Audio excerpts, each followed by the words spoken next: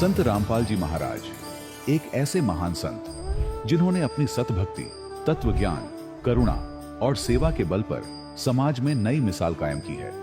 संत रामपाल जी महाराज की अगुवाई में उनके सभी सतलोक आश्रमों से समाज कल्याण के अद्भुत कार्यों ने समाज को सुनहरे भविष्य की एक नई उम्मीद दिखाई है। संत रामपाल जी महाराज से नाम दीक्षा लेने के बाद लाखों लोगों की लाइलाज बीमारियां जैसे कैंसर, एड्स आदि ठीक हुई। संत जी के ज्ञान से प्रेरित होकर उनके अनुयायियों ने लाखों यूनिट रक्तदान किया। संत जी ने लाखों बहन बेटियों का दहेज मुक्त विवाह करवाया।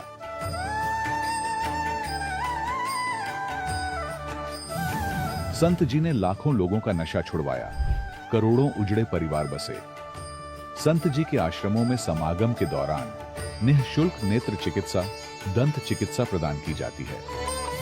संत रामपाल जी महाराज द्वारा समय समय पर पर्यावरण संरक्षण के उद्देश्य से बड़े स्तर पर वृक्षारोपण किया जाता है। संत जी ने जरूरतमंदों को तत्काल राहत पहुंचाने के लिए एम्बुलेंस सेवा शुरू की। संत जी अपने अनुयायियों को देहदान के लिए प्रेरित करते हैं, जिससे मानवता की सेवा और चिकित्सा क्षेत्र में सुधार हो सके। संत रामपाल जी महाराज के सभी आश्रमों में हर रोज निःशुल्क भंडारा आयोजित किया जाता है, जहां हर वर्ग, हर जाति और हर धर्म के लोग एक साथ बैठकर भोजन करते हैं।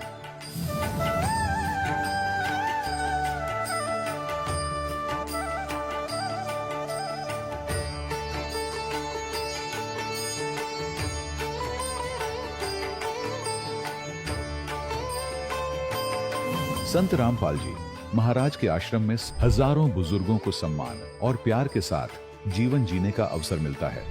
उनके खाने, रहने और स्वास्थ्य की पूरी जिम्मेदारी संत रामपाल जी महाराज उठाते हैं। अनाथ बच्चों के लिए संत रामपाल जी महाराज के सभी आश्रम किसी वरदान से कम नहीं। यहाँ उन्हें शिक्षा, संस्कार और भविष्य के लिए बेहतर अवसर प्रदान किए जाते हैं। चाहे बाढ़ हो, भूकंप या महामारी, संत रामपाल जी महाराज और उनके अनुयायी हमेशा ही जरूरतमंदों के लिए सबसे आगे खड़े रहते हैं। कोविड महामारी के दौरान संत रामपाल जी महाराज के आश्रमों से करोड़ों लोगों के लिए भोजन, दवाइयां और जीवन रक्षक सामग्रियां उपलब्ध कराई गई। चाहे गरीब की मदद हो या किसी शोषित और पीड़ित वर्ग के हक और सम्मान की लड़ाई, संत रामपाल जी महाराज ने हमेशा ही उनकी दबी आवाज को सरकारों तक पहुंचाया है और उन्हें उचित न्याय दिलवाने में अहम भूमिका अदा की है। समाज में आध्यात्मिक और सामाजिक मूल्यों के प्रति जागरूकता लाने में संत रामपाल जी महाराज हर कदम पर मानवता के सच्चे सेवक साबित हुए हैं। संत रामपाल जी महाराज का जीवन हमें सिखाता है कि सच्ची सेवा वही है जो निस्वार्थ भाव से की जाए। आइए हम भी इस महान सेवा के कार्य में इस महान संत से जुड़ें और संत रामपाल जी महाराज से नाम दीक्षा लेकर अपने जीवन को धन्य बनाएं।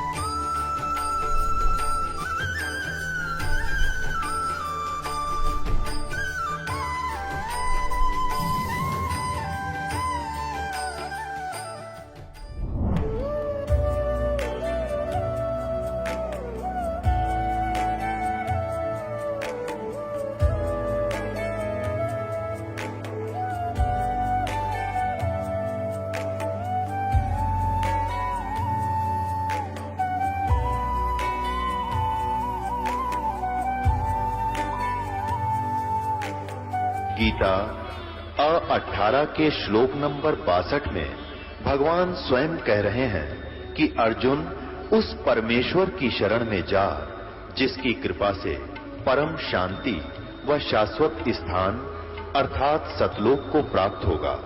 वो परमेश्वर कौन है, कहां है, कैसा है, जानने के लिए कृपया अवश्य सुनिए जगत गुरु तत्वदर्शी संत रामपाल जी महाराज के अमृत वचन। सत साहिब दर्शकों, क्या आप मानते हैं कि जीवन की सारी समस्याओं का हल तीर्थ यात्रा, हवन यज्ञ, पूजा पाठ और दान में छुपा है?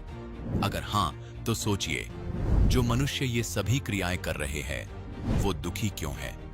क्यों सुख शांति आज सभी मनुष्य के लिए एक सपना बनकर रह गई है? दर्शकों, ऐसी ही कहानी थी पंजाब के रहने वाले राम सिंह जी की। राम सिंह जी ने भी वर्षों तक परंपरागत हिंदू धर्म की साधनाओं को अपनाया। ये मंदिर गए, व्रत रखे, कथा कीर्तन करवाए, लेकिन फिर भी इन सब का कोई फायदा नहीं हुआ। लेकिन दर्शकों, आज राम सिंह जी का कहना है कि जब से मैंने संत रामपाल जी महाराज से नाम दीक्षा ली है, तब से मेरी जिंदगी ही बदल गई है। अब मुझे सच्चे सुख और शांति का अनुभव हो रहा है। मैं अब उन सभी साधनाओं को छोड़ चुका हूं जो शास्त्रों के विरुद्ध थीं। दर्शकों, आखिर राम सिंह जी और इन्हीं के जैसे लाखों लोग क्यों कह रहे हैं कि शास्त्रों से विपरीत साधनाएं भक्ति नहीं, अंधविश्वास है? आखिर क्यों राम सिंह जी ने संत रामपाल जी महाराज को अपना गुरु चुना? आइए सुनते हैं राम सिंह जी की कहानी, उन्हीं की जुबानी। सर नमस्कार। सर सत साहेब। सर क्या शुभ नाम है आपका? राम सिंह। सर कहाँ से आए हैं आप? शहर मिरिंडा, जिला रोपड़। सर संत रामपाल जी महाराज से नाम दीक्षा लेने से पहले आप क्या भक्ति साधनाएं करते थे? पहले देवी देवते भक्ति की, उसके बाद मैं 20 साल ਅੰਮ੍ਰਿਤ ਛਕ ਕੇ ਰੱਖਿਆ। तो ਉਸ ਦੇ ਨਾਲ ਮੇਰੀ ਸੰਤੁਸ਼ਟੀ ਨਹੀਂ ਹੋਈ ਤੇ ਮੈਂ ਸੰਤ ਆਪਣਾ ਉਹਨਾਂ ਦੇ ਕਿਰਪਾਲ ਸਿੰਘ ਦੇ ਉਹਨਾਂ ਤੇ ਨਾਮ ਦੀਕਸ਼ਾ ਲਈ। ਨਾਮ ਦੀਕਸ਼ਾ ਲੈਣ ਤੋਂ ਬਾਅਦ 10 ਸਾਲ ਸਮਾਂ ਲੰਘ ਚੁੱਕਿਆ। ਫਿਰ ਮੇਰੇ ਸਰੀਰ 'ਚ ਜਲਨ ਹੁੰਦੀ ਸੀ, ਜਲਨ ਦੀ ਬਿਮਾਰੀ ਸੀ ਪੈਰਾਂ ਤੋਂ ਲੈ ਕੇ ਸਿਰ ਤੱਕ, ਤੇ ਕ੍ਰੋਧ ਵੀ ਆਉਂਦਾ ਰਿਹਾ। ਐਕਸੀਡੈਂਟ ਵੀ ਮੇਰੇ ਬਹੁਤ ਕਈ ਵਾਰ ਹੋਏ ਹੈ ਉਸ ਟਾਈਮ ਦੇ ਵਿੱਚ। ਤੇ ਵੈਸੇ ਮੈਨੂੰ ਪਰੇਸ਼ਾਨੀ ਇੰਨੀ ਹੋ ਗਈ ਸੀ ਹੱਦੋਂ ਜ਼ਿਆਦਾ। ਮੈਂ ਜਿਹੜੇ ਸੀਨੀਅਰ ਸੀਗੇ ਉਹਨਾਂ ਦੇ ਸਤਸੰਗ ਕਰਨੇ ਵਾਲਾ, ਉਹਨਾਂ ਨਾਲ ਵੀ ਗੱਲਬਾਤ ਕੀਤੀ ਕਿ ਮੇਰੇ ਨਾਲ ਇਹੋ ਜਿਹਾ ਕੁਛ ਹੋ ਰਿਹਾ ਕਿ ਮੈਨੂੰ ਕੋਈ ਹੱਲ ਦੱਸੋ ਕਿ ਮੈਂ ਬਚਾ, ਕਿ ਜਿੰਨੇ ਮੈਂ ਨਾਮ ਜਪ ਰਿਹਾ ਉਨੀ ਪਰੇਸ਼ਾਨੀਆਂ ਆ ਰਹੀਆਂ। ਤਾਂ ਮੈਨੂੰ ਕਿਸੇ ਨੇ ਸਤਸੰਗੀ ਨੇ ਮੈਨੂੰ, ਜਾਂ ਜੋ ਸਤਸੰਗ ਕਰਦੇ ਸੀਗੇ ਉਹਨਾਂ ਨਾਲ ਵੀ ਮੈਂ ਗੱਲ ਕਰਿਆ, ਤਾਂ ਉਹਨਾਂ ਨੇ ਇਹ ਨਹੀਂ ਦੱਸਿਆ ਕਿ ਮੈਂ, ਉਹਨਾਂ ਨੇ ਕਿਹਾ ਕਿ ਠੀਕ ਹੈ ਬਈ ਤੇਰੇ ਕਰਮ ਹੈ, ਜੇ ਤੇਰੇ ਕਰਮਾਂ 'ਚ ਹੈ ਉਸ ਤਰ੍ਹਾਂ ਤੈਨੂੰ ਮਿਲ ਰਿਹਾ। ਮੈਂ ਕਿਹਾ ਯਾਰ ਇਹ ਤਾਂ ਕੋਈ ਗੱਲ ਬਣੀ ਨਹੀਂ ਕਿ ਜਦ ਮੈਂ ਤਪੱਸਿਆ ਕਰ ਰਿਹਾ, ਗੁਰੂ ਨਾਲ ਜੁੜਿਆ ਹੋਇਆ, ਤਾਂ ਮੇਰੇ ਕਰਮ ਕੱਟਣੇ ਚਾਹੀਦੇ, ਕਿ ਮੈਨੂੰ ਦੁੱਖ ਥੋੜ੍ਹੀ ਆਉਣਾ ਚਾਹੀਦਾ, ਕਿ ਦੁੱਖ ਬਹੁਤ ਆ ਰਿਹਾ। ਚਲੋ ਜੀ ਸਮਾਂ 10 ਸਾਲ बीत चुके। बीतने के बाद मैं परेशान रहा। ठाकुर जी से नामदान लेने के बाद मैंने बेसमेंट बनाया, तो वहाँ मैं जब भक्ति करता था मैंने सोचा कि मैं भक्ति करूँ कि शायद मेरे कुछ कर्म कट जाएं। लेकिन वहाँ पर भी बेसमेंट में भक्ति करने से भी, और दुर्गा की पूजा करता था, ब्रह्मा विष्णु महेश की भी पूजा करता था, और ठाकुर जी महाराज जो नाम दीक्षा दिए थे उनका भी पूजा मैं कर रहा था, क्योंकि वो बोलते थे कि भाई सब अपने ही है, सबकी पूजा करो। उन्होंने ये नहीं बताया कि मेरा कोई मर्यादा है कि जो तुम नाम ले, मैं नाम दे रहा हूँ कि नामे जपोगे। तो मैंने सबके भक्ति कर रहा था। तो उस बेसमेंट में मैंने हवन वगैरह भी किया। हवन करने थे, मेरी जो पुकार थी, मुझे डर नहीं लगता था अंधेरे में भी, चाहे कहीं मुरघटिया में चले जाऊँ, कहीं भी चले जाऊँ, मुझे कोई भय नहीं। तो मैंने बोला, माँ से बोला कि माँ ये बताओ कि आप मुझे मोक्ष की प्राप्ति दे सकती हो? तब मुझे आवाज़ आई, तकरीबन 12-1 बजे रात में मैं बैठा था, मुझे आवाज़ आई कि नहीं बेटे, कि मैं मोक्ष की प्राप्ति नहीं दे सकती हूँ तुझे, कि मैं तुझे ती पुत्र धन दौलत सब दे सकती हूँ, इज्जत मान दे सकती हूँ, कि मैं मोक्ष की प्राप्ति नहीं दे सकती हूँ, क्योंकि मैं इत्थे तक मेरी पहुँच नहीं। फिर उसके बाद मैं बोला कि माँ मैं कहाँ जाऊँ, कि आप कृपा करो मुझे रास्ता दिखाओ। तो उन्होंने, अनुभव मुझे हुआ कि हाँ माँ मुझे बोल रही है कि कोशिश करो, तलाश करो, तू तलाश करो तुझे मिल जाएगा। तो तलाश करने के बाद मैं सोचता रहा, घर से भी लड़ता था कि मैं कहीं चले जाऊंगा, जंगल में चले जाऊँ, हरियाणा चले जाऊंगा, वहाँ जाके देखूंगा कोई संत मुझे मिलेगा। तब देखो यहाँ तो सब कुछ है, मुझे सब कुछ बना दिया, लेकिन सुख भी नहीं, शांति भी नहीं। कि जब मैं इंसान के जुनी में आया हूँ कि मुझे मोक्ष की प्राप्ति मिले, कि मैं यहाँ से जमना और मरना, यहाँ से छुटकारा पाऊँ, लेकिन मुझे कोई संत नहीं मिला। मैं बड़े अच्छे अच्छे संतों से मैंने बात की, ऐसी कोई बात नहीं, संत ठाकुर जी महाराज से भी मैंने बात की। तो उसके बाद उनके स्वर्गवास हो गए, वो चले गए। पर तो बलजीत सिंह महाराज जी आए, उनसे भी मैंने बात की कि सर मुझे मोक्ष की प्राप्ति चाहिए। मैंने ना धन मांगी ना दौलत मांगी, लेकिन उन्होंने भी कुछ नहीं कहा कि हाँ, उन्होंने कहा कि ठीक है तुम नाम जपो, भगवान भला करेंगे। लेकिन मुझे संतुष्टि नहीं हुई। संतुष्टि ना होने कारण मेरी तलाश शुरू थी कि मैं परमेश्वर से मिलूं। सर, आप संत रामपाल जी महाराज की शरण में कैसे आए? हाँ जी, संत रामपाल जी महाराज के शरण में मैं ऐसे आया कि जसमेल दास जी, उन्होंने संत रामपाल जी महाराज से नामदान लेकर आए थे। तब मेरी दुकान है, उस दुकान में आए और उन्होंने मुझे मोबाइल से सुनाया कि ऐसा है, ये चीज़ है कि आप नामदान लो कि वहाँ तुम्हारे सुधार हो जाएंगे। मैं 1-2 दिन मैंने कोई खास करके नहीं इंटरेस्ट ली। उसके बाद तीसरे चौथे दिन उन्होंने ये बताया कि चैनल्स पर उनकी सत्संग आती है कि आप सत्संग सुनो। तो मैं अपने घर चले गया, उन्होंने फ़ोन की कि हाँ भाई सत्संग आ गया है, सत्संग सुनो। मैं सत्संग सुना। सत्संग सुनने के बाद 2 दिन 4 दिन 10 दिन सत्संग सुना। उसके बाद मेरे मन से बेचैनी आ गई, क्योंकि मुझे तलाश थी पहले से ही कि बेचैनी आई। मैं इनको बोला कि चलो मुझे ले चलो, नामदान दिवाओ। सर, संत रामपाल जी महाराज से नाम दीक्षा लेने से पहले कुछ नियमों का पालन करना पड़ता है। सर, वो नियम कौन से हैं? मर्यादे ये थे कि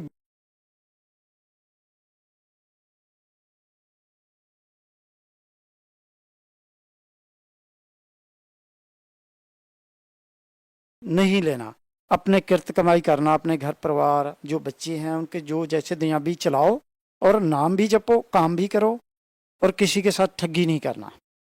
समझिए, ये मर्यादे थे और कोई ऐसी गलत मर्यादे नहीं थे। जो जो मर्यादे वही थे कि आज से 300 साल पहले 10वें पातशाह ने चलाए सी।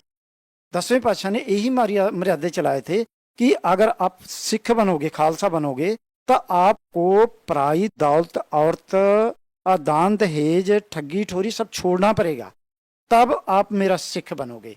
तो लेकिन नहीं, अब तो ऐसे इंसान हैं कि अमृत जरूर छकते हैं। मैंने भी अमृत छका था, तो मैं सब कुछ चलता था मेरा। कोई ऐसी बात नहीं थी कि जो किसी से ले लिया, चल भाई कोई बात नहीं चलेगा। तो कहने के मतलब कि वहाँ उन्होंने बताया कि आपको सब कुछ त्यागना पड़ेगा, ठगी ठोरी पराई चीज़ त्यागने के बाद। फिर उसके बाद मैंने नामदान लिया। सर, संत रामपाल जी महाराज की शरण में जाने के बाद आपको क्या लाभ मिला? हाँ जी, संत रामपाल जी महाराज जी के पास जाने से मुझे लाभ, पहले लाभ तो मेरी ये है कि मेरे शरीर में जलन की बीमारी थी, तकरीबन हर समय होती हो रहती थी। ऐसी कोई बात नहीं कि कोई दवाई से भी नहीं ठीक होता था, या कई बार मैं बहुत चंगे अच्छे डॉक्टर से, MBBS डॉक्टर से मैंने दवाई ली, लेकिन नहीं ठीक हुआ। फिर संत रामपाल जी महाराज के पास जाने से पहले तो मेरी एक जलन की बीमारी थी कि उनके आशीर्वाद से ही मेरी जलन की बीमारी ठीक हो गई। दूसरी बात है कि मेरे घर परिवार में हर समय झगड़ा लड़ाई करते ही रहते थे हम तकरीबन। तो एक लड़ाई झगड़ा बंद हो गई, हमारे घर में शांति, मेरे मन में शांति हुई। दूसरी लाभ है कि जो कारोबार, पहले मेरे पास पैसे आते जरूर थे पर जाते कहाँ थे ये मुझे मालूम नहीं होता था। अब मेरे घर में पैसे भी खर्चते हैं। पहले कभी घरवाली बीमार हो गई, कभी बच्चे बीमार हो गए, कभी मेरे पोते बीमार हो गए। मुझे इतना ज्ञान हो गया संत रामपाल जी महाराज के पास जाके, मैं आज बिल्कुल संतुष्ट हूँ, खुश हूँ। कोई जलन की बीमारी नहीं है, कोई मुझे दवाई लेने की ज़रूरत नहीं है। मेरे कारोबार जो पहले इच्छा थी, है मैं ये कर लूँ, है मैं वो कर लूँ, कोई इच्छा नहीं है, लेकिन काम मेरे सब चलते हैं। कोई पैसे की प्रॉब्लम नहीं है, घर में लड़ाई नहीं है, मेरे बच्चे बहुत मेरे कहने में हैं, और परिवार में मेरी हर तरह से तकरीबन ठीक हूँ मैं। सर, संत रामपाल जी महाराज जी किस धर्म को श्रेष्ठ मानते हैं? हाँ जी, संत रामपाल जी महाराज जी हमें यही बताया जी, हमारी जाति है, मानव धर्म हमारा है, हिंदू मुस्लिम सिख ईसाई, धर्म नहीं कोई नहीं आ रहा।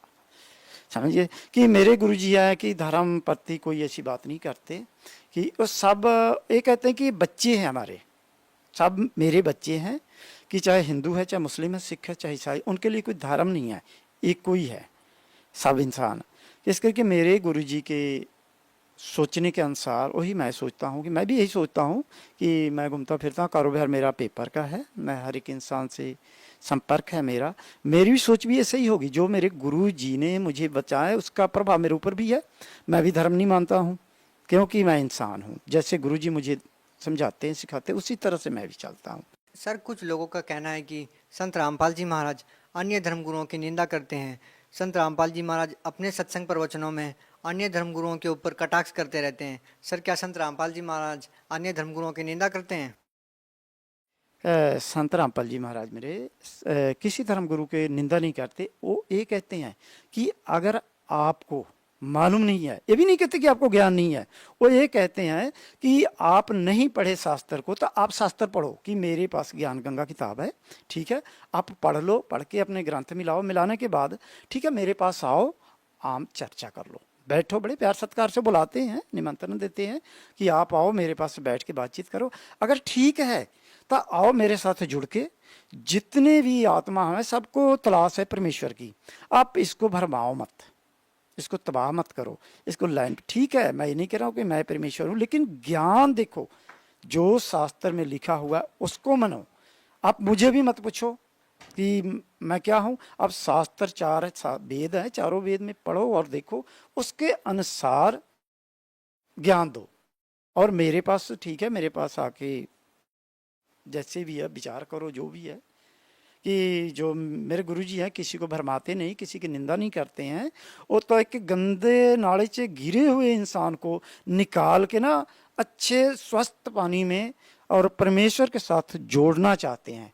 परमेश्वर के साथ जितने जो धर्मगुरु हैं वो, क्योंकि उनको ज्ञान नहीं है, ज्ञान इस करके नहीं कि काल ने पहले ही भरमाया हुआ है। सर, आप भगत समाज को क्या संदेश देना चाहते हैं? भगत समाज को मैं संदेश तक क्या दे सकता हूँ, मेरी कोई आवश्यकता नहीं, इतने जोग मैं नहीं हूँ। लेकिन मैं ये ज़रूर कहूँगा भगत समाज को कि देखो, ये समय ऐसे बार बार नहीं आता कि आप और कुछ नहीं तो ज्ञान गंगा पुस्तक है, पुस्तक मंगाएं, पढ़ें। अगर पुस्तक भी नहीं मंगा सकते हैं आप तो सत्संग आते हैं तो सत्संग सुने, सत्संग सुनने के बाद आप नाम दीक्षा लें, नामदान लेने के बाद अपनी जीवन सफल कराए। सर, बहुत बहुत धन्यवाद। सत साहेब जी। दर्शकों, अभी आपने सुने संत रामपाल जी महाराज से दीक्षा प्राप्त करके सुखी हुए भक्त के अनुभव। अब देखिए जगत गुरु तत्वदर्शी संत रामपाल जी महाराज के मंगल प्रवचन।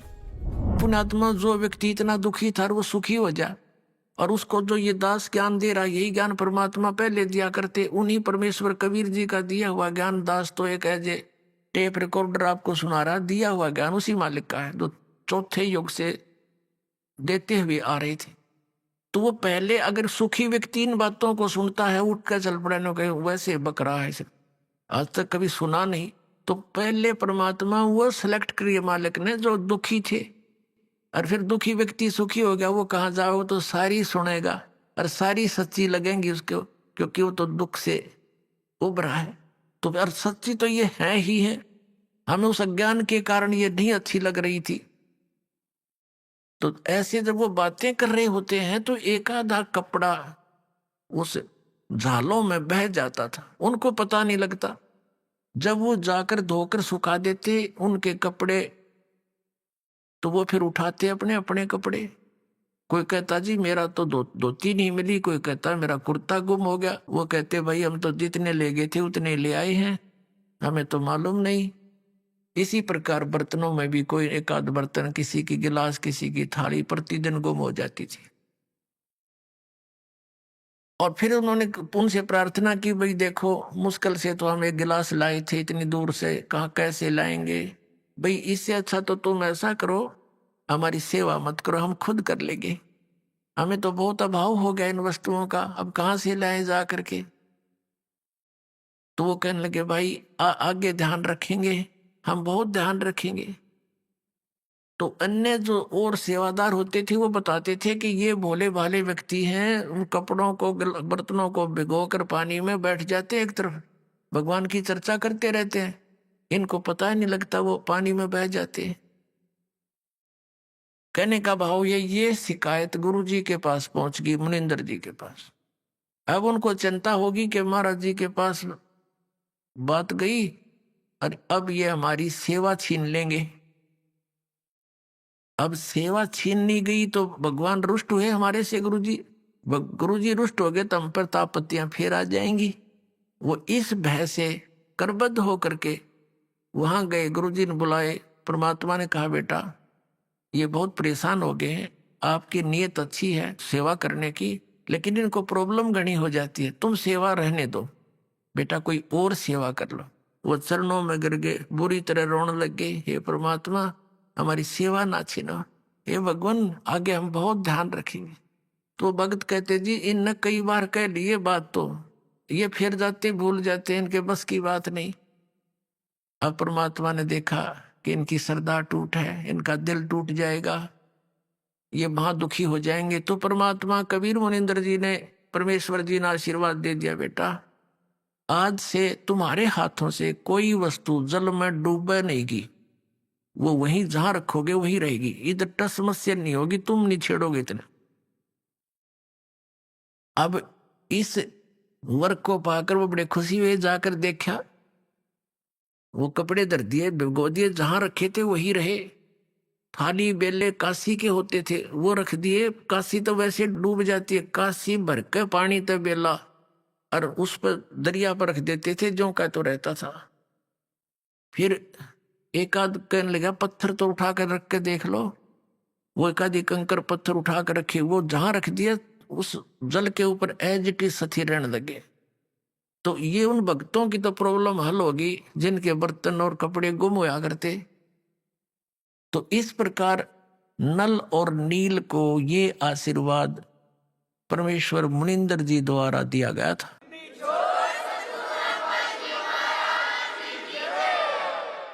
अब परमात्मा कहते हैं गोता मारूं स्वर्ग में जा बैठूं पाताले, कह कबीर ढूंढता फिरूं अपने हीरे मोती लाल।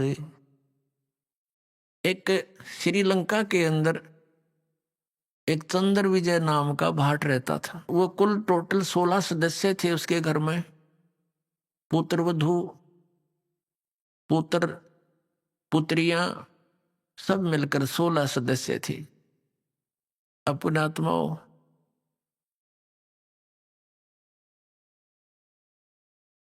एक पिता एक माता अपने बच्चों के लिए कितनी दुखी होती है। एक भी कष्ट में कोई बालक हो जावे चिंता में नींद नहीं आती। और हम जिस पिता के संतान हैं, पूरी पृथ्वी पूरा विश्व पूरे ब्रह्मांड चींटी से लेकर हाथी तक, हम सभी उस कबीर भगवान के उस अमर पुरुष के बच्चे हैं। अब हम यहाँ कितने दुखी हैं। आप तो बालक हो, पता नहीं बालक का कितना चोट लगी रहो, वो उसको कष्ट नहीं मानता, रोता अवश्य है, और फिर भी गलती करने में पीछा नहीं देखता क्योंकि उसको ज्ञान इतना ही है।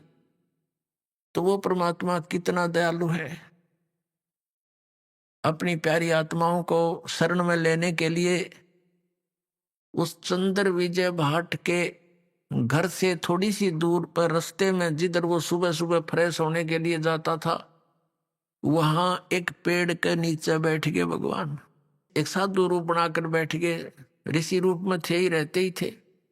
और पुण्यात्मा जो होती हैं भगवान को चाहने वाली, उनके लिए भगवान ने कहा कि साधु दर्शन राम का और मुख पर बसे सुहाग, दर्श उन्हीं को होत हैं जिनके पूर्ण भाग।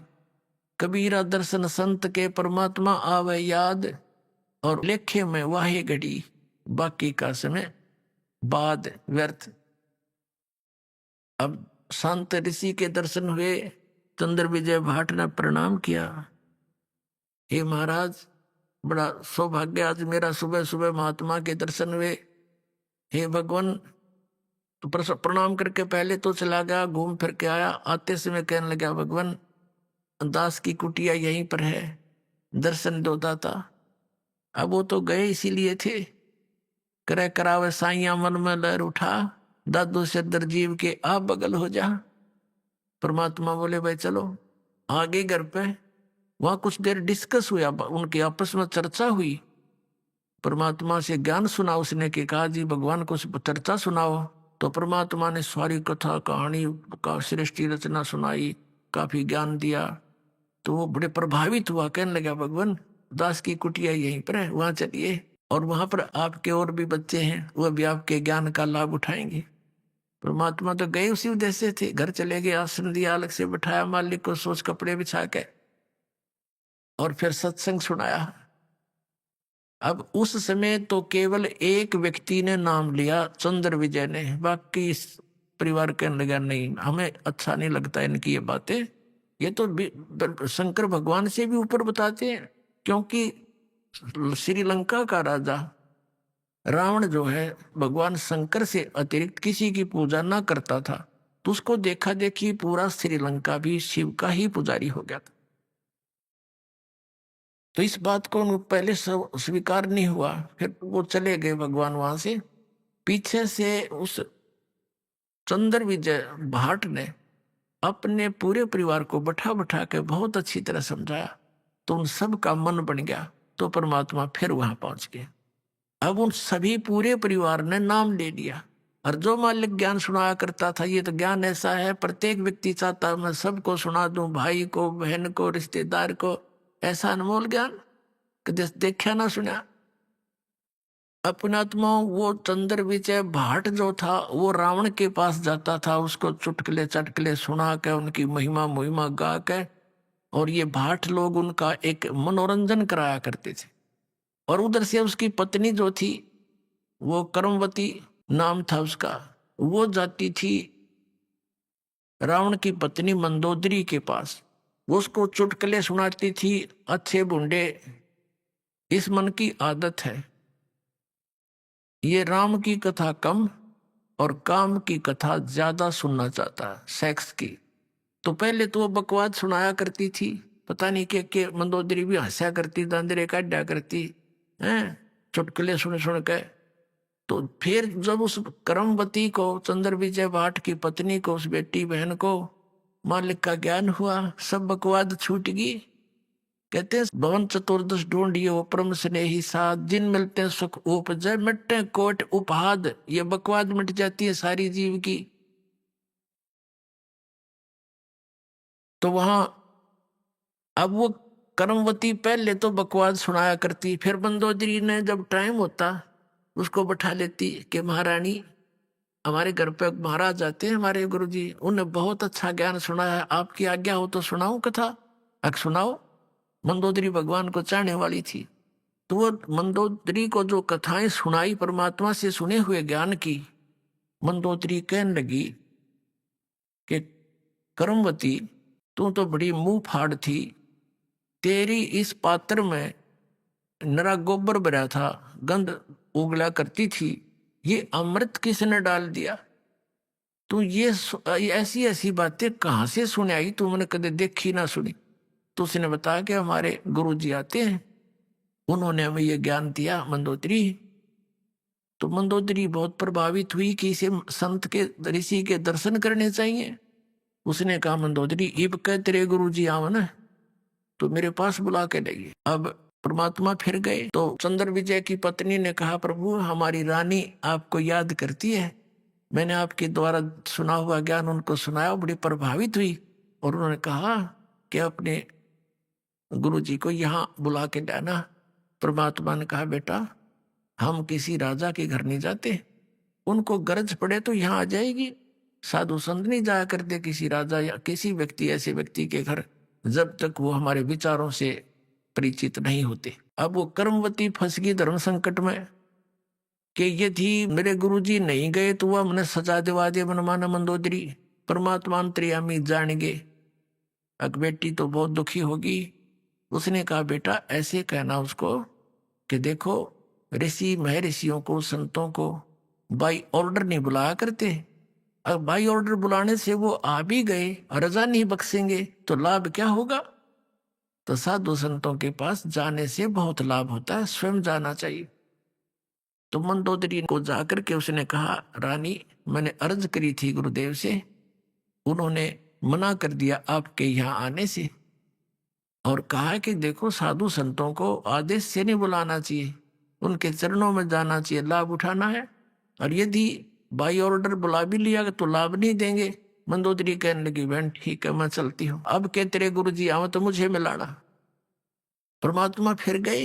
ये तो भटक रहे हैं एक आत्मा को अपनी शरण में लेने के लिए, सुखी करने के लिए। यहाँ भी सुखी करेंगे आपको, और यहाँ से चलोगे जब देखना सतलोक में ले जाएंगे, वहां तो कहना है क्या कितना सुख देंगे। अब क्या हुआ, मंदोदरी चली गई, परमात्मा के दर्शन किए, देखते ही आत्मा खिंच गई।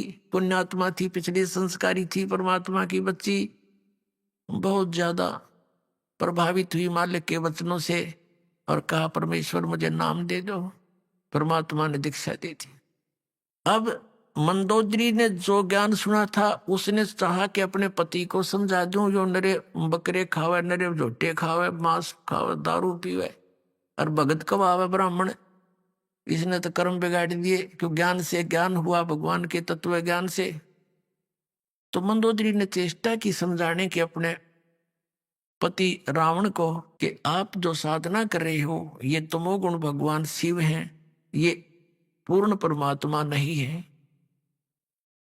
अब वो इस बात से दुखी हो गया कि मंदोदरी तू ऐसी बातें मत कर, मैंने भगवान शंकर के यहां से शीश काट कर चढ़ा दिए, इन्होंने मेरा वापस शीश दे दिया और मेरे को कितना धन दे दिया, सिद्धि दे दी, इतनी मेरे को 1 लाख पुत्र वर दे दिए और मेरा पुत्र मेघनाद ऐसा है ऊपर चला गया, इंद्र को भी जीत लिया, हर मैं एक भिखारी के आगे हाथ जोड़ूंगा जाके। मंदोदरी ने बहुत समझाया कि रावण गलत बोल रहे हो आपने संत की लीला महिमा से अपरिचित नहीं हो, इस कर कैसे बोल रहे हो। तो आखिर में रावण ने ये कह दिया कि मेरे को आगे से ये मत कहना, मैं तुझे मना नहीं करता, तू कितना दान कर, धर्म कर, किसी गुरु से उपदेश रख। अब कहते हैं लड़की अपने पति को हमेशा जीवित देखना चाहती है। उधर से क्या हुआ कि कुछ दिनों के बाद जैसे विष्णु अवतार श्री रामचंद्र जी राजा दशरथ के गर्दन में थे, विवाह हुआ सीता जी के साथ। विवाह होने के कुछ ही समय उपरांत उनका वनवास हुआ, वो वन में अपना समय व्यतीत कर रहे थे, वहां से सीता जी का अपहरण कर ले गया रावण। अब परमात्मा ने, कबीर परमेश्वर जी यानी मुनिंदर जी ने मंदोदरी को समझाया, बेटी इसने तो अपनी सात मोल ले ली, मौत ले आई अपनी, और कह दे इसको, इसने भाई इज्जत वापस दे दे इसको, सिंपल वो मैं ना समझे, ये देवी है और देवी को सताना महापाप है, इसको वापस पहुंचा दे, तेरा इसकी इसी में खैर है। वैसे तो औरत देखकर राजी नहीं होती किसी दूसरी औरत को, फिर भी उसने जब ये पता चला कि मेरे पति की जान संकट में आवेगी, क्योंकि संत जो कहते वो सत मानती थी, ये महापुरुष हैं, झूठ नहीं बोलते, इन्हें क्या लेना देना है, ये कोई रामचंद्र से मिले नहीं या किसी और को जानते नहीं, सिर्फ सच्चाई बता रहे हैं। वह बहुत प्रभावित हुई, रावण को समझाने की बहुत चेष्टा की तो नहीं माना। कुछ दिनों के बाद क्या होता है, बीच में एक प्रकरण रह गया। अब रावण तो सुने नहीं था, और यू ज्ञान ऐसा है आदमी हजम कर नहीं सकता अकेला। जो यू ज्ञान आपको सुनेगा, दास बता रहा भगवान का दिया हुआ कबीर साहब का, तो उसकी ये नीयत रहती है बताऊं जरूर किसी ते, चाहे को सुने चाहे ना सुना। तो रावण ने सुनना बंद कर दिया।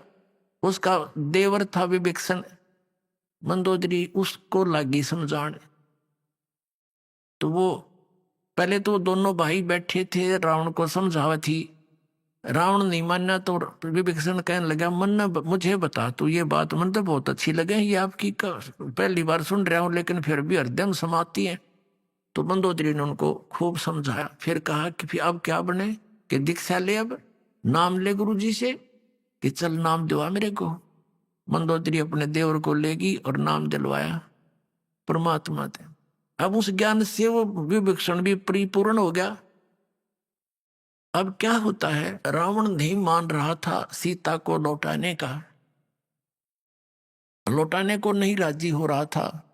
मंदोदरी ने बहुत कुछ समझा दिया था, उधर भी विभीषण ने भी उसको बहुत कुछ समझाया, रावण तेरे घर में कितनी अच्छी औरत है और फिर भी तू बकवाद की तरफ चल रहा। क्यों? भाई भाई को कह सकता है जब उसकी कोई संकट आपत्ति उसके सामने दिखाई देती है, नहीं तो रावण को कौन बोला, वो तो अहंकारी आदमी था, कत्ल 1 मिनट में तलवार गर्दन पर जाती थी उसकी, कोई उसके नो कर दे किसी बात न था। रावण नहीं माना, रावण कहने लगा तू कायर है और तेरे बस की बात नहीं, बैठ जाए एक तरफ। अब मंदोदरी ने देखा कि ये नहीं मानेगा और ये मरेगा और मैं विधवा हो जाऊंगी। अपने गुरुजी से प्रार्थना की, भगवान आप दया कर दो, कभी समझा दो, एक बार मान जाते वो तो आपकी बात को। परमात्मा ने कहा बेटा ये नहीं मानने वाला, इसके अंदर वो गुण नहीं है। तब मंदोदरी ने कहा भगवान एक बार आप उनको समझाने की चेष्टा करो दाता, और यदि वो नहीं मानेगा तो मैं अपने आप को आज से विधवा मान लूंगी, मन दुख नहीं आओगा परमात्मा इसके मरने का। परमात्मा ने सोची या बूढ़ी बेटी, अब ये जुगाड़ जोड़ रखे काल ने हमारे, कितना नालायक एक नंबर का दुष्ट व्यक्ति हो रावण। पता नहीं कहते 100 झोटियां का मांस तो एक दिन पक्या करता उसके लिए, और 100 मटके दारू के पिया करता एक कब है। अपने आत्मा ये बात हमारे दत्त से नहीं, क्योंकि 100 झोटियां का मांस एक आदमी के ऊपर खावे, क्योंकि हम उनके शरीरों से परिचित नहीं, उनकी हाइट से परिचित नहीं, उनके आहार से परिचित नहीं। ये तो हमने देखे 61वां वर्ष चल रहा दास का, जब हम छोटे छोटे थे से टुकड़े टुकड़े आदमी देखे, अरनों का करते ही हो 32 लड्डू खा जाता है एक 32 आदमी खाओ 32 लड्डू आज के दिन, और उनके बदहजमी हो जाए, और एक एक धड़ी खीर खा जाया करते ये ब्राह्मण हमने देखे, यानी 5-5 किलो हरी वे कटोरी ना उठे। तो इस बात से भूल जाओ। तो कहने का भाव यह कि हम उस अतिथि बातें कि इतने कुक्रम कर डेली, उसके बुद्धि में कहाँ आ ये बातें। तो परमात्मा ने सोचा या बेटी इसका बंदगी या इसकी कमजोरी इसको मारेगी। तो परमात्मा ने कहा ठीक है बेटी मैं जाता हूं, एक दिन कोशिश करूंगा तेरी श्रद्धा ना टूट जाए भगवान तो इसलिए।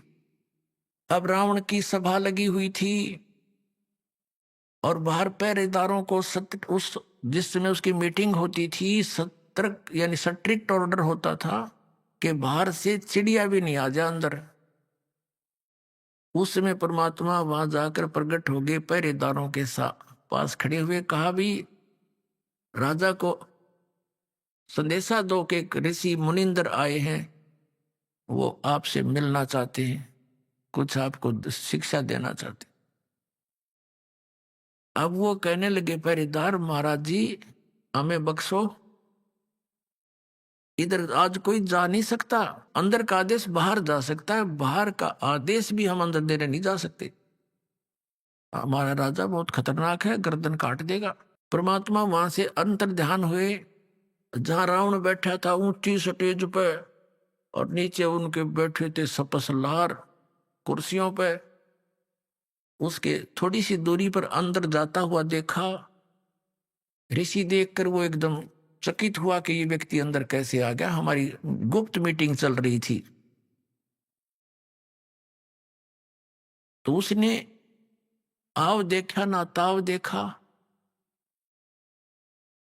वो तलवार निकाली कि तू अंदर कैसे आ गया।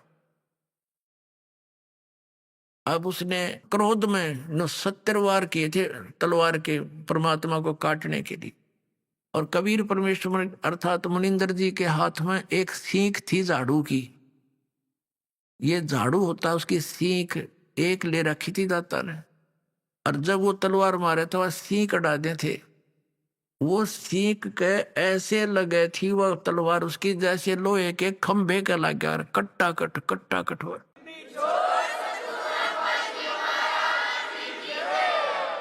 जब रावण के पसीने आ लिए, जब वो थक के खड़ा हो गया, कहने लगा तू अंदर कैसे आ गया। परमात्मा बोले तेरे ब्याह सीख तक कटी नहीं, तू मुझे मारेगा। रावण बोला उनको बुलाओ पहरेदारों को, उनको कत्ल करूंगा। परमात्मा बोले उनका दोष नहीं है, उन्होंने तो मुझे मना कर दिया था संदेश भी देने के लिए। फिर परमात्मा से पूछा रावण ने तू आया कैसे अंदर, कि ऐसे आ गया, अंतर ध्यान हो गए और फिर प्रकट हो गए। रावण के सामने से एकदम अंतर ध्यान हो गए और फिर प्रकट हो गए कि मैं उनको आता दिखाई नहीं दिया, मैं ऐसे आ गया।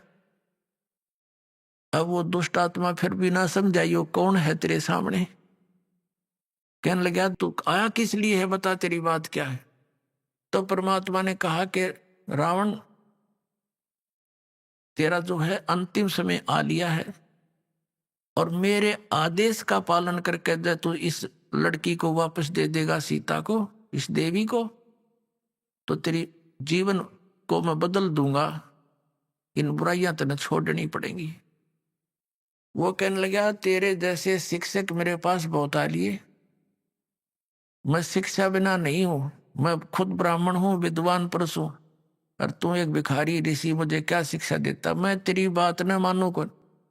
अब रावण की तो वो स्थिति हो चुकी थी, कबीर ये माया अटपटी, सब गट आण अड़ी, किस किस न समझाऊं, या कुएं भांग पड़ी। एक बूढ़ा व्यक्ति शराब पिए खड़ा था, और न्यू अल्लाह उसका डोगा गिर गया जमीन पे, वो डंडा ले रखा था, वो गिर गया। एक जेंटलमैन आया, वो कहने लगा, बुजुर्ग ताऊ जी, तो यह शराब क्यों पिया करो आप, देख सारा शरीर कांप रहा आपका, और डोगा भी ना उठता।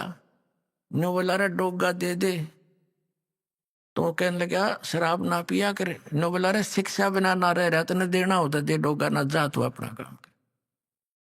नो बोला, तेरे प्रवचनों बिना कच्चा ना रह रहा, तेरे कैसे बहुत मिल लिया, मैंने ये बात कहनी है, दारू ना पिया करे, धने यो डोगा पकड़ाना हो तो उठा देना, चल तो अपना काम करे।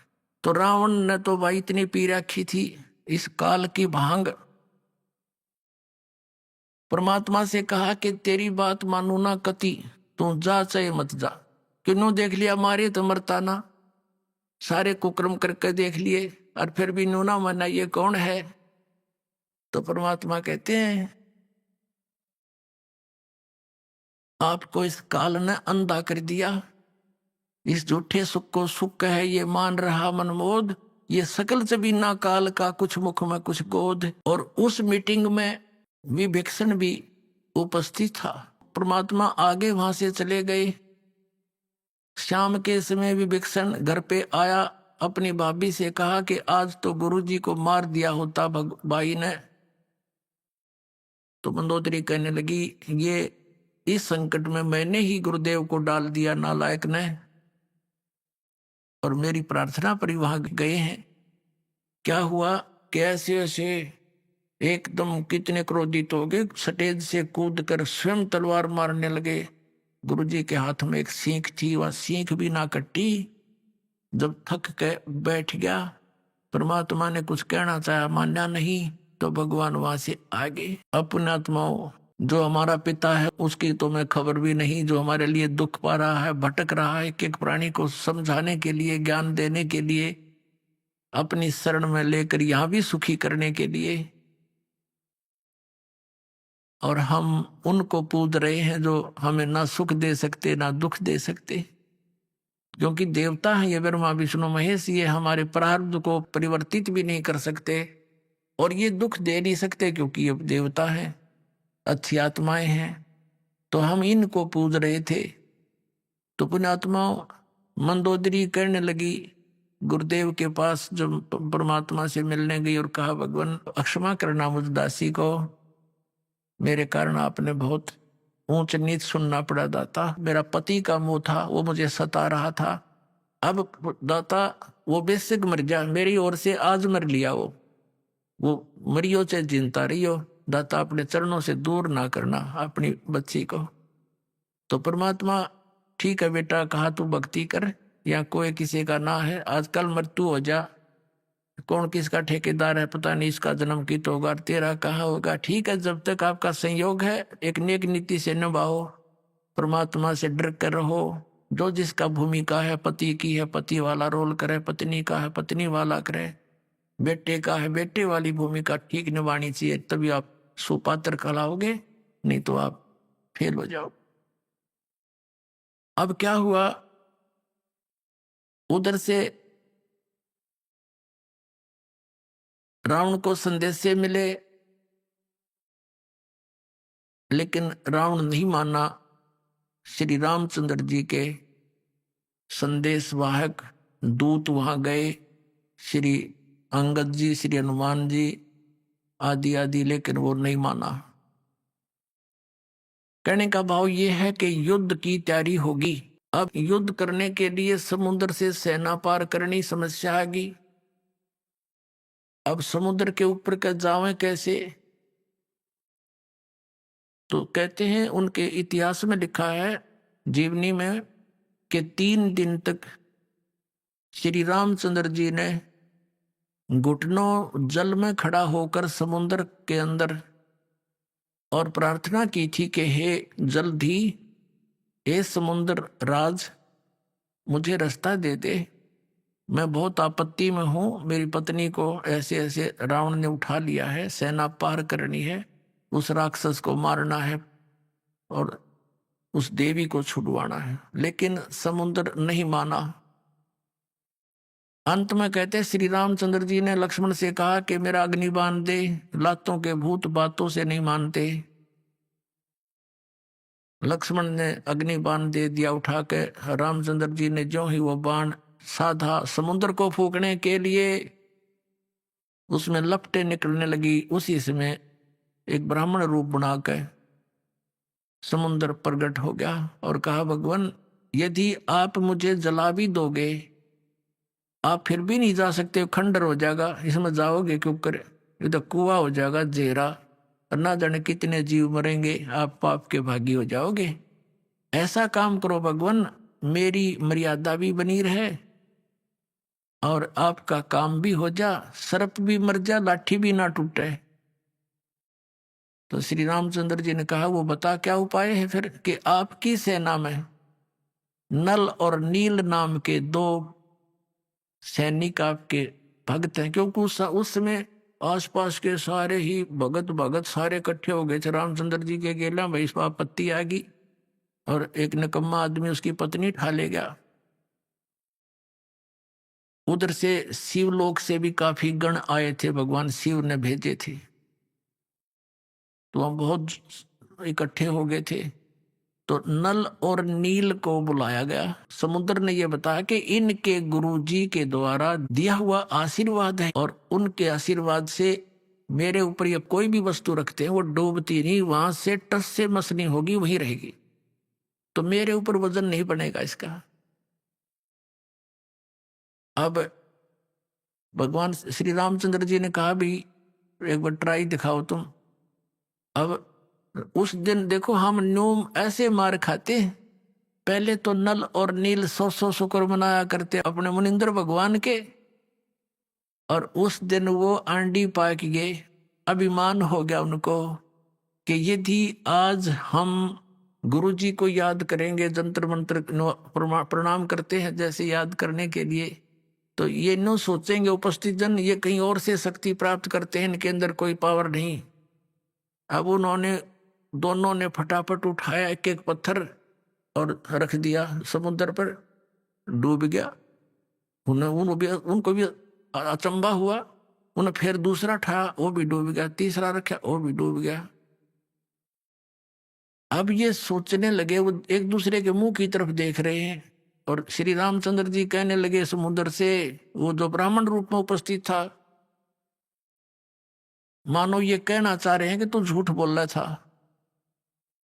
तो उस ब्राह्मण रूप में उपस्थित समुद्र ने कहा कि भगवान आज इनने कोई गलती कर दी, क्यों भाई तुमने अपने गुरुजी को याद नहीं किया, आज दिखा है ये अभिमान में आ गए, इसलिए इनके हाथ से वो पावर चली गई, दिखा है। वो तो अपना एस्टीमेट बतावा था और वह सचमुच ऐसा ही हो गया था।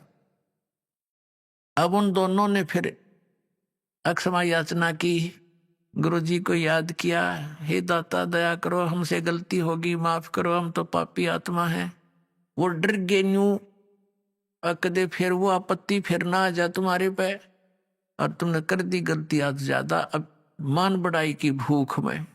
तो पुण्यात्माओं, परमात्मा हमें आगाह करते हैं कि यदि तुम ऐसे मर्यादा तोड़ दोगे, भक्ति आपकी नष्ट हो जाएगी। जैसे माता गर्भ को रखे यतन बनाए और ठेस लगे तो छन होए, ऐसे भक्ति जावे। जैसे किसी बहन को, माता को बहुत वर्षों के बाद कोई गर्भ रहा हो फिर वो कितनी चिंतित होती है उस बालक को परिपूर्ण करने के लिए। कहीं ऊंचे नीचे में पैर न रखा जा, चलते समय भी बहुत सावधानी बरतती है, और रात के समय करवट बदलते समय भी वो बहुत चिंतित रहती है, कहीं मेरे बालक पर जोर ना आ गया। एकदम उधड़ के पड़ती है और देखती है दर्द पीड़ा तो नहीं होगी मुझे।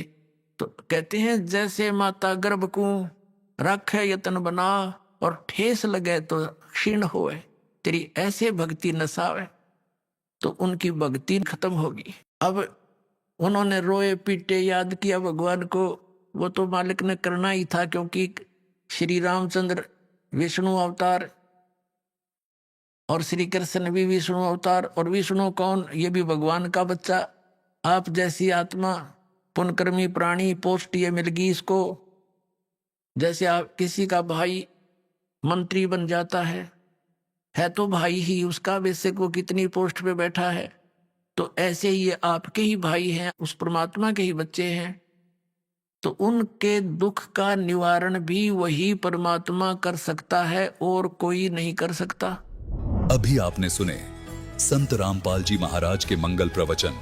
आइए अब सुनते हैं संत रामपाल जी महाराज से नाम दीक्षा लेकर सतभक्ति करके अद्भुत लाभ प्राप्त करने वाले अनुयायी के विचार। सत साहिब दर्शकों, कभी आपने सोचा है कि एक इंसान जो पूरी तरह नशे में डूबा हो, रोज अपनी पत्नी से लड़ाई करता हो, एक ऐसा इंसान जो न मंदिर में सुकून पा सका, न देवी देवताओं की भक्ति में चैन मिला, वो अचानक ऐसे कैसे बदल गया कि अब लोग उसे भगत जी कहकर बुलाते हैं। दर्शकों, ये कहानी है राजस्थान के रहने वाले राजेंद्र सोलंकी जी की, जो भैरव जी, पितृपूजा, देवी उपासना और लोकाचार की भक्ति में लीन रहते थे। लेकिन मन की शांति, स्वास्थ्य और घर का सुख उनसे कोसों दूर रहा। झगड़े, नशा, बीमारी और आर्थिक तंगी ने इनके जीवन को एक बोझ बना दिया था। लेकिन दर्शकों, आज राजेंद्र जी का कहना है कि जब से मुझे संत रामपाल जी महाराज की शरण मिली है, तब से मेरी जिंदगी पूरी तरह से बदल गई है। राजेंद्र जी का कहना है, मेरे लिए कमरा किराए पर लेना भी एक सपना ही था, लेकिन आज मेरा खुद का 10 लाख का मकान है। जो एलर्जी की बीमारी मेरी 10 करोड़ रुपए में भी ठीक नहीं हो सकती थी, वो बस नाम लेने मात्र से ही खत्म हो गई। दर्शकों, आखिर संत रामपाल जी महाराज ने राजेंद्र जी को ऐसी कौन सी जड़ी दे दी, जो आज ये संत रामपाल जी महाराज का इतना गुणगान कर रहे हैं। आइए सुनते हैं राजेंद्र सोलंकी जी की कहानी, उन्हीं की जुबानी। सर नमस्कार। नमस्ते सर जी। क्या नाम है आपका? राजेंद्र सोलंकी नाम है सर मेरा। जी, कहाँ से आए हैं आप? जिला चित्तौड़गढ़, राजस्थान से आया हूँ। सर, संत रामपाल जी महाराज से नाम दीक्षा कब लिया आपने? मैंने संत रामपाल जी महाराज से सन 2014 में ली सर। संत रामपाल जी महाराज से नाम दीक्षा लेने से पहले आप क्या भक्ति साधना करते थे? यही माता जी की भक्ति करता था, भैरू जी की पूजा करता था, पितृ पूजा करता था और अन्य देवी देवता की सारी पूजाएं करा करता था। क्या किसी साधु संत से जुड़े हुए थे आप? हाँ, एक गुरुजी से मैंने ऐसे ही नाम लिया था पहले। जिला इंदौर के एमपी में मुरारलाल जी महाराज नाम था उनका। उनने कुछ 5 नाम दे रखे थे, कान में बोला था, लेकिन सर जी को पता नहीं था कि क्या नाम बताया था, लेकिन वो बस कल गुरु बना लिया था हमने। तो सर, संत रामपाल जी महाराज से कैसे जुड़े आप?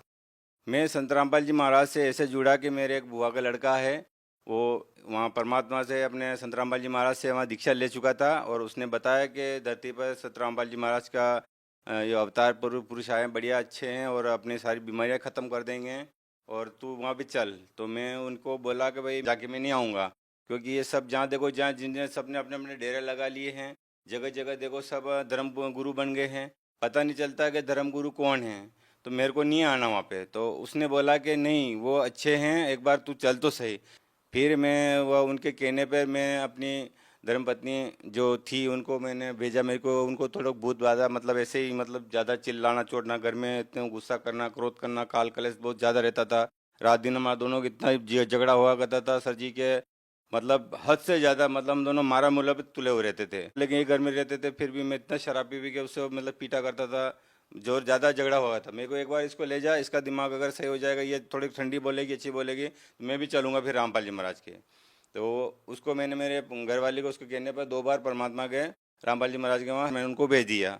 तो वो वहाँ पे जाने के बाद में वो वहाँ से जैसे ही एक बार वहाँ परमात्मा के रामपाल जी महाराज से दीक्षा लेके आई, तो एकदम से उनका इतना मतलब ये हो गया कि मतलब बिल्कुल सुन्न हो गए बिल्कुल, और इतने प्यार से मतलब बात करते हैं कि बिल्कुल के आओ बैठो भगत जी, आओ बैठो बैठो। मैं क्यों भगत जी इनके मुँह से तो कभी झेर ही झेर निकलता था, आज ये भगत जी कैसे कह रहे मेरे को।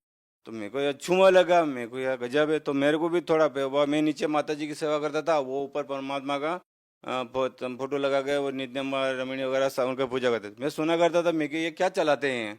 तो धीरे धीरे जैसे परमात्मा का ज्ञान मेरे भी कानों में पड़ने लगा, तो परमात्मा की कुछ वाणियाँ ऐसी मेरे जो कानों में पड़ी। परमात्मा कहते हैं कि नर से तू पशुआ कीजिए, गद्दा बैल बनाइए, 56 भोग का मन ने कहीं कुरडी चढ़ने जाए। मेरे को परमात्मा गधे बनना, कुत्ता बनना, फिर ऐसे मतलब भोजन कहाँ मिलेगा। तो मेरे तो मन में ऐसा मतलब आत्मा धुज उठी, मेरे को मैंने ये क्या कर रहा हूँ मैं तो ये सब। अभी डर भी था मेरे मन में कि अगर मैं माता जी सेवा छोड़ दूंगा तो माता जी कहीं मेरे को कुछ करने दे, तो थोड़ा डर रहा था। लेकिन परमात्मा संतरामपाल जी महाराज की ऐसी दया हुई मेरे ऊपर, जो थोड़ा 2 दिन 4 दिन 8 दिन हुए, फिर वो बोले कि लो तुमको चलना पड़ेगा, वहाँ चलो आप। मैंने कहा नहीं नहीं आप जाओ, एक बार आप जाओ, आप सही हो जाओगे फिर मैं आऊँगा। तो मेरे को ना जाना कुछ नहीं हुआ, तो उनको एक बार और भेज दिया मैंने। फिर तो वो एक बार और जाकर आए तो बिल्कुल एकदम क्लियर हो गए। तो घर में ऐसा हो गया जैसे मेरे को जैसे कोई स्वर्ग जैसा है, मतलब अच्छा ऐसा कर दिया मैंने कि बिल्कुल ऐसा कर दिया कि जैसे स्वर्ग में रहने के लायक कर दिया। तो मेरे को यार जब तो मेरे को भी चलना चाहिए। फिर सतगुरु रामपाल जी महाराज की ऐसी दया हुई मेरे पर, जो फिर मैं भगवती उनको बोला मेरे को भी लेकर चलो। मैं बहुत दारू पीता था, तो फिर उन्होंने बोला कि वहाँ जाने के बाद सब छूट जाए, तुम्हारा दारू नशा, ये बीड़ी माचिस गुटखा पानी जो भी खाते हो तुम, जो भी झूठ बोलना कि जो लाचार झपट करते हो, सब वहाँ जाके छूट जाए, बंद हो जाएगा। फिर मैं वहाँ पे अपनी इनको और भगत तो जो हमारा बुआ का लड़का था वो मेरे को लेके संत रामपाल जी महाराज के शरण में ले गया। क्या जो आप नशा करते थे संत रामपाल जी महाराज से नाम दीक्षा लेने के बाद छोड़ा आपने? हाँ सर, संत रामपाल जी महाराज से मैंने दीक्षा ली। उसके बाद जैसे मैं आश्रम में नहीं गया, उससे पहले मैं बीड़ी पीता पीता गया था यहाँ से, और मेरे को विश्वास भी नहीं था कि मैं ये सारे नशे मतलब छूट जाएंगे। लेकिन जैसे ही आश्रम में घुसते ही मेरे को ऐसा महसूस हुआ जैसे कहीं स्वर्ग सतलोक में चला गया। और वहाँ जाके मेरे को ऐसा महसूस हुआ जैसे कि सब जो जितनी आत्मा थी, सब भगत लोग थे, सब भगत जी कह के बुलाते थे, इतना आदर दिया। और वहाँ अंदर जाते ही ऐसा मेरे को कुछ भी मतलब जो शरीर में था, जैसे कुछ वजन था, जब 50-100 किलो का वजन सर से नीचे उतार के वहीं रख दिया मैंने भगत जी। सर संत रामपाल जी महाराज से नाम दीक्षा लेने से आपको और क्या लाभ मिले? भगत जी मेरे को सबसे बड़ा एक तो ये लाभ हुआ, जो मेरा घर का जो क्लेश था, जो रोज में दारू पी के अपनी पत्नी से झगड़ा हुआ करता था, एक तो ये खत्म हो गया। दूसरा ये हुआ सर जी, मैं हिंदुस्तान जिंक में जब मैं काम करता था, तो वहाँ पे मैं 10 साल से मैंने कमरे के भी लेने की मेरी औकात नहीं बनी थी सर। लेकिन बाद में परमात्मा संत रामपाल जी महाराज की ऐसी दया हुई, जो मेरे को 2 साल हुए थे नाम लिए ने सर जी, तो संत रामपाल जी महाराज ने मेरे को 10 लाख का एक बड़ा सा घर बनवा के मतलब दिलवा दिया। इतनी मेरी हैसियत बना दी भाई सर जी। सर जी एक सबसे बड़ी ये भी एक बीमारी थी मेरी, जो जिसको एलर्जी बोला करते हैं सर। ये चित्तौड़गढ़ से जो बनाया हुआ है अपना टूसली, ये अपने डॉक्टर अनीश जैन के यहाँ मैंने चेकअप करवाया था। उन्हें ये सोनोग्राफी करवा के दी थी। उन्हें बोला था कि आप 10 करोड़ रुपये भी खर्च कर दोगे, इस बीमारी का कोई इलाज नहीं है। आपका इसका इलाज है कि नाक पर पट्टी बांध के रखो और आप धूल मिट्टी से दूर रहो। और मैंने संत रामपाल जी महाराज को बस नाम लिया और दंडवत किया, और ये बीमारी मेरी खत्म हो गई। सर और क्या लाभ मिले? सर ये तो शारीरिक लाभ तो ये हो गया, और जो धंधा नहीं चलता था तो आज परमात्मा की दया से अच्छा खासा धंधा हो गया है। जो पैसे के लिए 1-1 रुपये के लिए हम मोहताज थे, घूमते फिरते थे, आज मेरा अच्छा धंधा हो गया। मैं किसी के आश्रय नहीं हूँ, मैं परमात्मा की इतनी रजा हो गई है, जो मैं अपना परिवार का आराम से घर चला रहा हूँ सर। सर भगत समाज को क्या संदेश देना चाहेंगे? मैं हाथ जोड़ के संदेश तो ज़्यादा कुछ दे नहीं सकता, लेकिन हाथ जोड़ के कर्तव्य करता हूँ कि भाई ये मनुष्य जीवन बार बार नहीं मिलेगा। कि परमात्मा बताते हैं कि मनुष्य जीवन दुर्लभ है, मिले न बारंबार, पत्ता तरवत टूट गया भवर लगता ना डर। जी धन्यवाद। सत साई।